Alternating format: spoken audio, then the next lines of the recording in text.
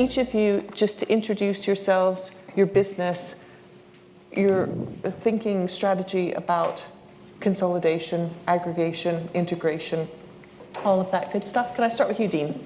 Okay. Yeah. So good afternoon. Yes, I'm Dean Proctor. I've been the CEO of 7IM for approaching 5 years. I couldn't make this morning because I was actually completing a transaction which will get announced tomorrow, so it's quite coincidental. I also got the chance to pick up on your journalists already commenting about somebody saying that advice should be given for free, which I don't agree with, and it's quite interesting. No, it was a bit nuanced, to be fair to Andy. The headline was good.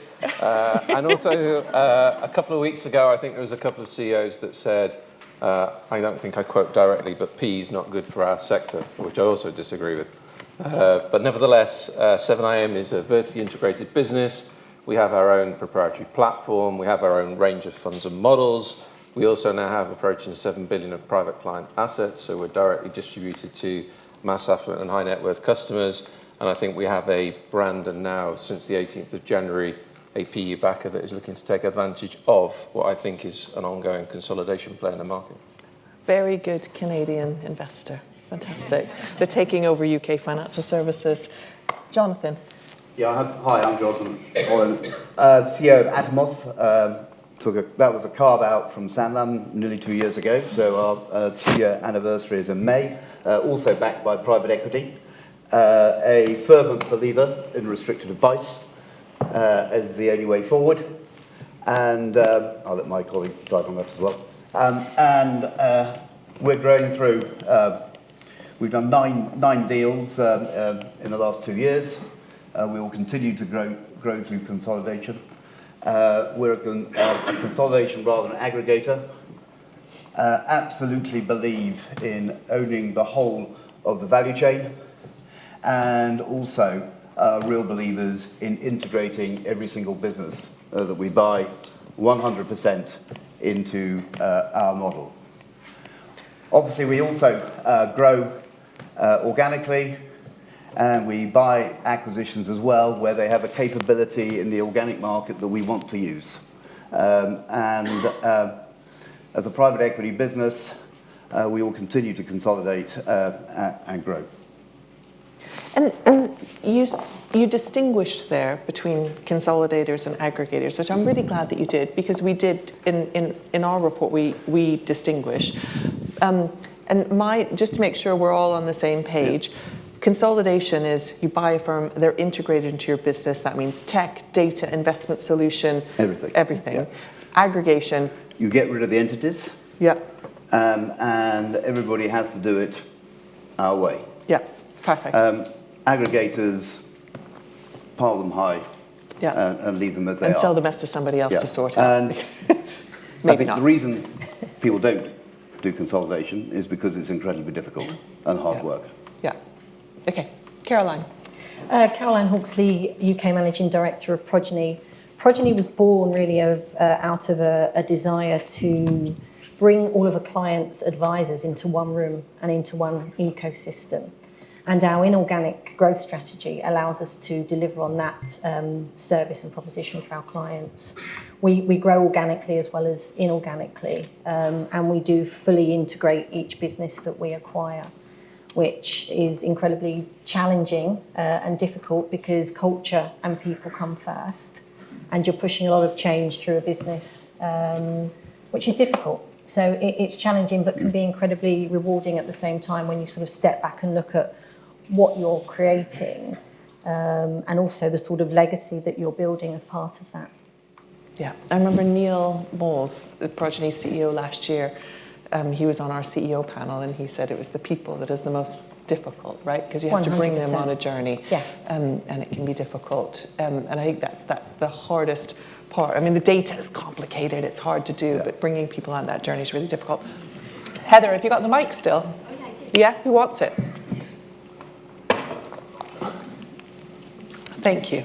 Hi, thanks panel for your updates in terms of what you do. So just from my own understanding, and possibly other people's in this room, around aggregators versus consolidators. Consolidators, by your definition, Jonathan, I get in terms of the long-term value that can offer a PE. Yeah. Where's the value then in aggregators if it is just a case of stacking them high and then selling them on to the next bidder? Because by that very nature, you get a sense that the last aggregator will just be left with all these businesses with possibly not a lot of value that you're accreting through consolidation. So do aggregators, by the nature of that, start to die out in the UK and move to a consolidation model? Well, I think what's going to happen is the days of PE just coming in and buying aggregators as they are is going. They really want to see a fully sort of vertically integrated business, and one where they don't have to do the clean-up act. And so if you're going to sell as an aggregator, you're going to have to start doing that consolidation yourself and that integration process. And there's different degrees of consolidation, because there's your advisors remain independent. Correct. And there's a centralised investment proposition, there's a platform panel, but there's quite a wide range of choice available. But the processes, the back offices, all of that have to be absolutely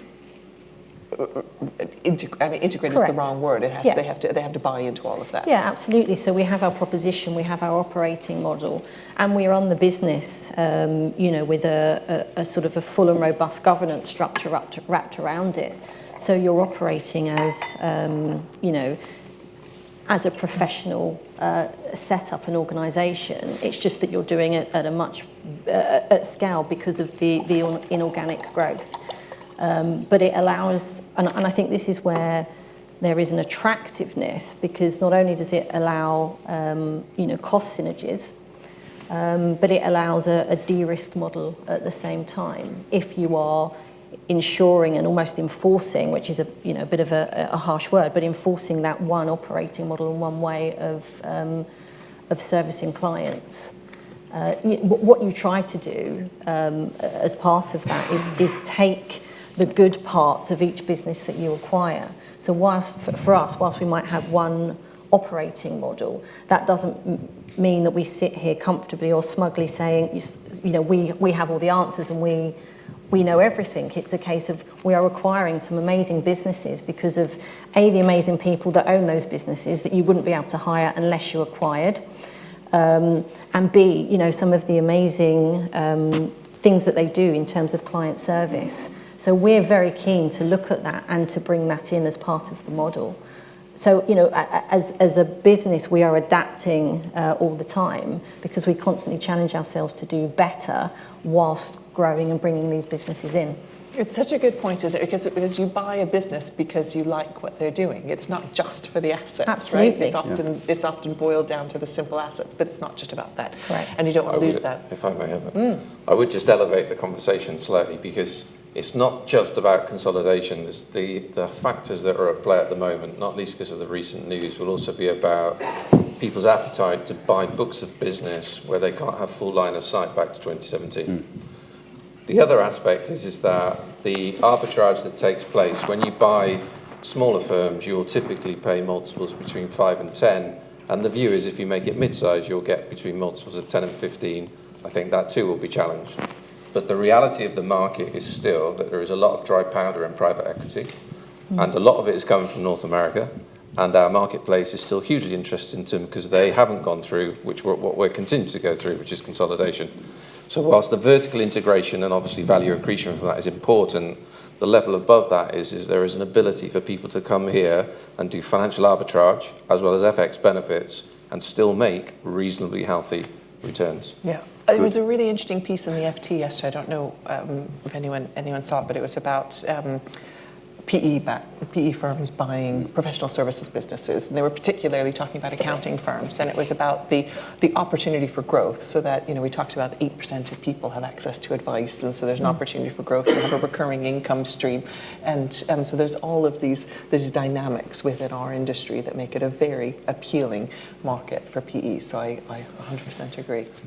Yeah, I mean, not to jest, but the other thing when you do transactions is you realise the difference between an hourly rate of professional services and an hourly rate of a very diligent, which most people are, financial advisor.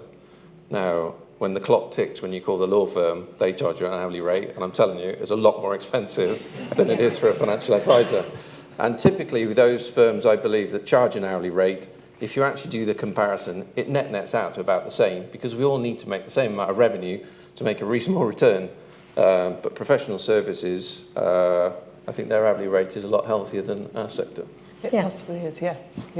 And your business, Caroline, is across multiple different professional services, which is a bit different. Yeah, so that's part of the bringing all of your advisors into one room. So you put the client at the heart of what you do. And if you have all of their advisors within the ecosystem, there's no one person fighting for ownership of relationship or fighting to take the lead. So so for us, and the way that we've built it out, we've got our private client lawyers, we've got our tax team, we've got our corporate law team, we've got our investment managers.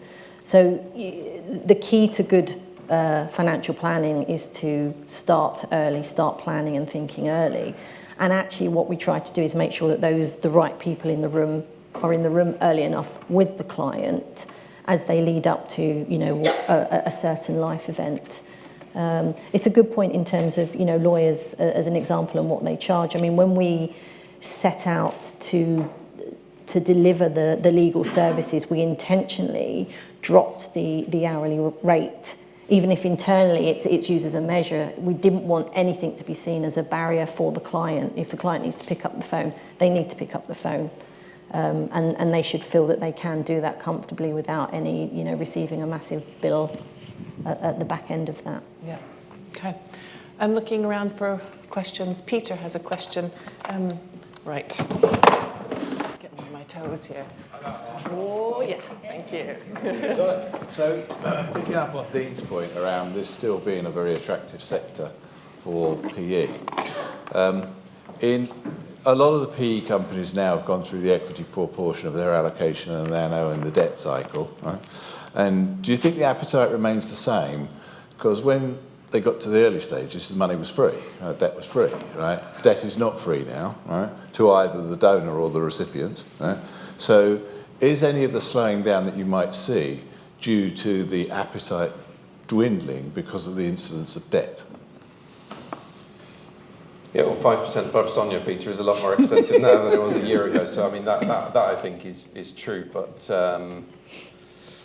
yeah, look, I think people are more cautious, and the level of due diligence is certainly going to be more intense. But I don't think the appetite for consolidation opportunities and acquisition will slow down a great deal. I think people can still see beyond 3, 4, 5 years and that making a reasonable return. And I have to say, and I'm not particularly biased, I've spent most of my time actually in corporates rather than PE, but there is a lot of innovation that exists in PE. There's a lot of very clever people that are very challenging about how you move your business forward. And they're incredibly helpful also with their network and their contacts. And things happen quicker than our experience in large corporates. Really, it's often stifled. And you don't talk about clients, whereas actually in our company, we talk only really about clients. So. But look, I don't think it will slow down, particularly from North America. I think there's a lot of parties, certainly, that I've met in the last 12 months that have not quite got there on transactions, but they're determined to get there on the next one. So I think it's still coming. I think that's right. And I also think there's a paucity of the right-sized businesses out there, so there will still be a competitive tension that will keep prices high. And as we've said, the fundamentals of these businesses are very, very attractive. And particularly if you're buying in dollars, that's another advantage. I think that a question that I kind of consider sometimes is at what point do the consolidators start to consolidate? Do we see that as being, you know, something that will happen in the short to medium term? Yeah, absolutely. I think. We certainly think it will, but I Yeah. think they'd rather hear the panel's view than my view. Yeah. No, I think it will, and I think it will for some of the reasons that we said. That you know, some of them, you know, they're aggregators and they're going to need to do something. And I think it's all about scale, and there is a race to get to a certain scale, and therefore that's going to drive much more. And as you sort of suck up all of the sort of first stage in this process, businesses, you've got to go into consolidation of consolidators to get to the next stage. And why the drive to scale? Because that's the way to make it financially worthwhile, and to have the ability to, so for example, I outsourced our investment to Willis Towers Watson. We had some really poor investment, and so I thought, right, what do? I can sit, wait and hope. That's not a great strategy, particularly when you've got a PE buyer. Or I can go out, find a new team, wait for them to get 3 years track record, and then move on. Or I can go to the market and find somebody who can do that for me. And we went to the market, we went through all the normal people that you would expect us to, and we went with Willis Towers Watson because first, they really wanted to be in this sector, and they weren't. Secondly, they would give me an exclusive. And thirdly, very cheekily, I said to them, part of the deal is I get access to your client base. And I then had sleepless nights thinking, have I done the right thing here? Are they actually going to perform? And I have to say, we had a brilliant year in performance in 23. And scale gives you that ability to leverage that relationship. And then you can start talking about how you can get the basis points down, et cetera, et cetera. Yeah. So I don't think size is, I don't think size is the determinant of profitability. However, with what's been clear even listening this afternoon, you know, the absolute desire for our industry to invest in technology, to innovate, to make things better for clients, to make the user experiences seamless. For the investment one has to make to be regulatory compliant, which is, you know, the cost base of these firms are going up pretty astronomically. There is something about economies of scale that does play out. And, you know, the intention may not be from the powers that be to drive out smaller firms, but the reality is some of those things are driving out smaller firms. Yeah. And many of those smaller firms are incredibly diligent to their client base, but they just cannot economically survive with the cost burden and things that's placed upon them. So again, it's another indication of why the consolidation will continue. Yeah.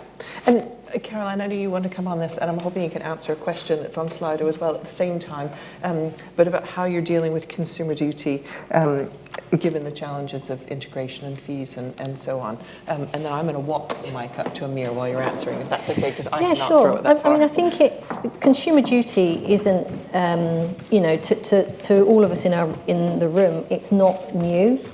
You know, we would have built our businesses based on doing the right thing. The concept of being able to sort of, you know, show me, don't tell me, and just making sure that you can evidence these things. But actually, if the culture and leadership is right, then you're already doing what you need to do when it comes to consumer duty. We will always ensure that the clients are at the heart of you know, what we do, and we try to constantly challenge ourselves, whether it's by, you know, looking at proposition or continuing with the inorganic growth strategy, so that we can better the client experience and the client journey. So, yes, a bigger business, you know, you've got to think about how you make sure that you can evidence and document, and we've talked a lot about data earlier, but actually it's already in the culture and the leadership of the business, so it's not seen, certainly for us, as a challenge or an obstacle.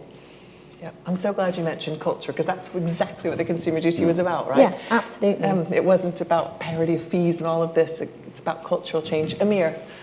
I wonder if I could get your views on some of the themes that you're seeing in this particular market you guys are involved in going forward. And I'm thinking here as the backdrop in the US, which was referred to earlier and throughout the day, what we're seeing there actually is a trend towards the breakaway advisor teams leaving big firms and setting up their independent financial planning offices, their RIAs. In Australia, of course, legislation is having a slightly different effect than legislation is having here in the UK as well, probably making consolidation not such a big play as it is here. Myself, as a business owner who started in the business in January 2023, got regulated in September, completed our first deal in October, we've already had a company approach us to buy us. I thought it was a joke. Obviously, what they're seeing is something in our business, the people, the tech, whatever it is, that they want to integrate into their own business rather than starting it from scratch. It's with that backdrop in mind, what are some of the themes that you're coming across, people approaching you, you approaching people, that might be useful to the public here today? Thank you. I'll start with you, Dean. I didn't call him to buy his business. I was going to say, That was Russell.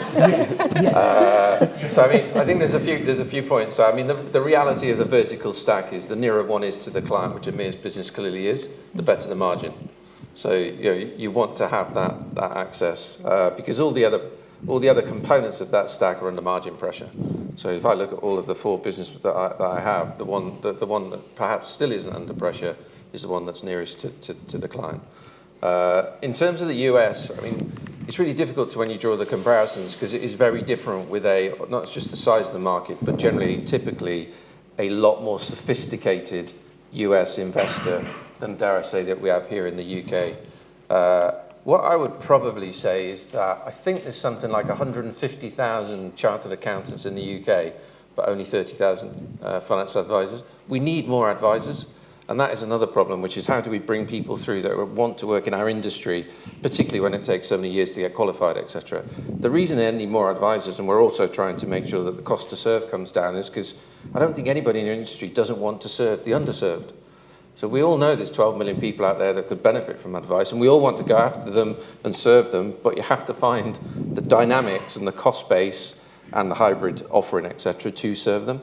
So that I do think is also going to be an explosion through the technology that Amir showcased to get to those people that we all want to serve, but economically currently it's quite challenging to do so. Yeah. So we need more advisors, better qualified, a more diverse range of advisors, hopefully, a younger group of people coming through, and then the business or operating model that allows us to serve people with portfolios beneath, for example, 500, 250,000. Because advice is a good thing for people, and we want to do that. Yeah. JP, did you call Amir? I wish I had. Still up for grabs, I think. Your comment on breakaway advisors, how do you keep them? Yeah, I think you keep them by making sure that you have the technology in place, the capability in place, the investment proposition in place that can really serve their clients well at the right pricing point. And if you can build that, then I think you will continue to keep them. Look, I'm a great believer in consolidation, but I also know there's a great place for the really smart, focused advice boutique. And they will be there, and they'll be very, very successful, and they'll make lots of money. But that's not our game. Our game is about growing also. So we bought a female-led financial advice business at the end of 22. One, because we were firstly woefully underrepresented by female advisors. And secondly, because we wanted to use that as the beginning of a sort of academy to bring more women into the industry. We bought another business that was a specialist in NHS pensions because we wanted to get a greater access to the consultant market. So those sort of things that we're looking for. And the other thing I think is really important is, anybody can spend money and buy stuff. But this is a sort of a romance in real life going on, because particularly for us who are restricted, we really need to have the hearts and minds of the people we're buying to get them into our business and to get them to believe in what we're doing and to stay. And I tell them, this is going to be really tough. Firstly, you've been independent, you're not going to be. Secondly, you've been running your business, you've been calling the shots, and you aren't going to any longer. Doing that, you have to get them into the right mindset to make it successful. Yeah. Okay. Caroline. Yeah, I think it's, you're absolutely right. You've got to, because you're pushing so much change through a business when you acquire it, you've got to make sure that the new home, if you like, is putting the client at the heart of what you do, is an improvement because of proposition or because of scale or, you know, something else. You've got to challenge yourself to continue to become innovative, change, you know, technology, data. And I think these are all the things that will ensure that planners want to stay within the ecosystem, because actually you're doing all the things that they would aspire to do. And obviously Amir's done an amazing job of sort of building that within a smaller business, but not everybody has the skill or ability to do that.